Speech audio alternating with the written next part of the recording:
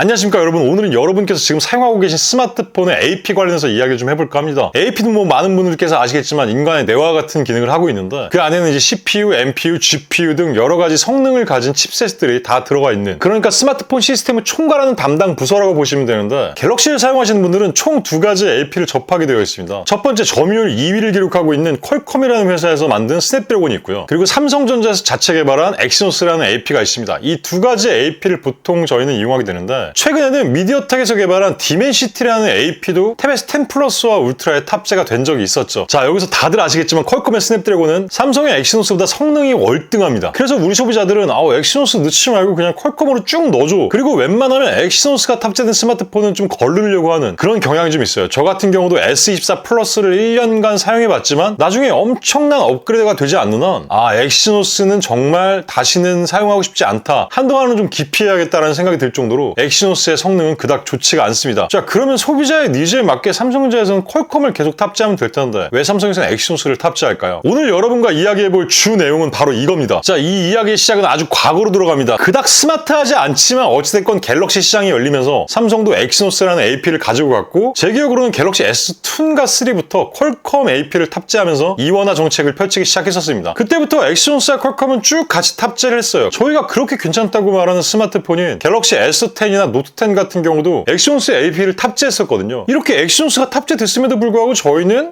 이 스마트폰 너무 괜찮네? 라는 평가를 내렸었어요. 자, 근데 최근에 AP 성능을 보면 격차가 상당합니다. 아니, 그 사이에 대체 무슨 일이 있었기에 이렇게 격차가 많이 벌어졌을까요? 첫 번째로는 CPU의 아키텍처 관련된 내용인데요. 이걸 좀 듣기 쉽게 말씀드리면, 전력 소비를 최소화하면서 아주 높은 성능을 낼 수 있도록 발열에 대한 부분을 관리한다거나 연산을 하는데 좀 더 효율적으로 연산하는 거. 예를 들면 A부터 Z까지 내가 해야 할 일이 있어요. 가장 보편적인 건 A부터 Z까지 순서대로 일을 수행하는 거라고 가정했을 때, 조금 혁신적인 건 A부터 F까지 업무를 수행했어요. 근데 그 G부터 그 다음 업무를 수행하는 과정에서 내가 이전에 수행했던 것과 비슷한 것들이 있네라고 판단이 되면 기존에 있던 걸 끌어와서 그 결과값을 굉장히 빨리 도출시키기 때문에 아까 말씀드린 보편적인 업무의 형태보다는 조금 더 결과값을 빠르게 받아볼 수 있겠죠. 그러니까 CPU를 개발하는 사람들이 이 CPU의 아키텍처를 어떤 식으로 구성하냐에 따라서 이게 달라지거든요. 근데 퀄컴이 삼성보다 이 커스텀을 더 잘해요. 그렇기 때문에 성능적인 부분에서 차이가 많이 벌어지기 시작한 거고요. 그리고 두 번째는 GPU인데, 엑시노스 같은 경우는 대부분 ARM의 말리를 채택하고 최근 들어서는 S클립스를 채택하는 경우도 있지만 최적화에 실패를 합니다. 그래서 실제 퍼포먼스를 잘 내질 못해요. 하지만 스냅드래곤은 조금 기술력이 좋다 보니까 자체적으로 GPU를 설계합니다. 그래서 결과적으로 엑시노스에 탑재된 GPU보다 더욱더 좋은 성능을 발휘하기 시작해요. 자, 설계는 그렇게 끝났다고 해요. 자, 그 다음에 중요한 건 조립은 과연 어디서 하냐예요. 삼성전자는 100% 삼성 파운드에서 제조합니다. 하지만 퀄컴은 최근에는 100% TSMC의 제조를 맡기고 있어요. CPU나 GPU의 성능 차이도 상당히 많이 나는데 이 제조 공정 자체도 실력 차이가 많이 나다 보니까 결국 5년이라는 그 짧은 시간 안에 엑시노스는 스냅드래곤에 한참 뒤처지게 됩니다. 한 줄로 평가하면 완성도가 떨어지는 엑시노스다. 근데 이걸 시장에서 다 알잖아요. 그러다 보니까 현재로서는 엑시노스에 대한 신뢰도가 상당히 떨어져 있는 상태입니다. 자, 여기서 이제 다른 방향으로 좀 이야기를 해볼까요? 자, 그러면 과연 AP 가격이 얼마길래 삼성이 이토록 엑시노스를 탑재하고 싶어 할까? 작년 기준으로 말씀드릴게요. 엑시노스 2400의 가격은 $100입니다. 하지만 퀄컴의 스냅드래곤 8 엘리트는 무려 $190예요. 2배 가까이가 차이 납니다. 자, 근데 여기서 약간 아이러니한 게 있어요, 여러분. AP의 최고봉은 사실 애플의 AP입니다. 작년에 출시된 A18 과연 얼마일까요? 구매 비용은 $130입니다. 물론 모든 걸 자체적으로 다 해결하기 때문에 원가를 줄일 수가 있어요. 하지만 애플도 TSMC의 제조 공정을 맡기잖아요. 엑시노스도 물론 GPU를 다른 걸 사오긴 하지만 대부분을 자체적으로 개발하거든요. 거기다 삼성 파운더리의 제조 공정을 맡겨요. 근데 애플의 A18과 $30밖에 차이가 나질 않아요. 여기서 약간 당황스럽죠. 성능 차이가 엄청난데 가격 차이는 별로 안 난다는 거. 퀄컴의 스냅드래곤보다 훨씬 싸요. 하지만 애플의 AP는 타사에 판매를 하지는 않습니다. 엑시노스와 다른 점이 있다면 그거죠. 엑시노스는 타사에도 팔긴 하니까. 자, 여러분, 여기서 우리는 궁금증이 생겨요. 이렇게 AP 가격이 $100,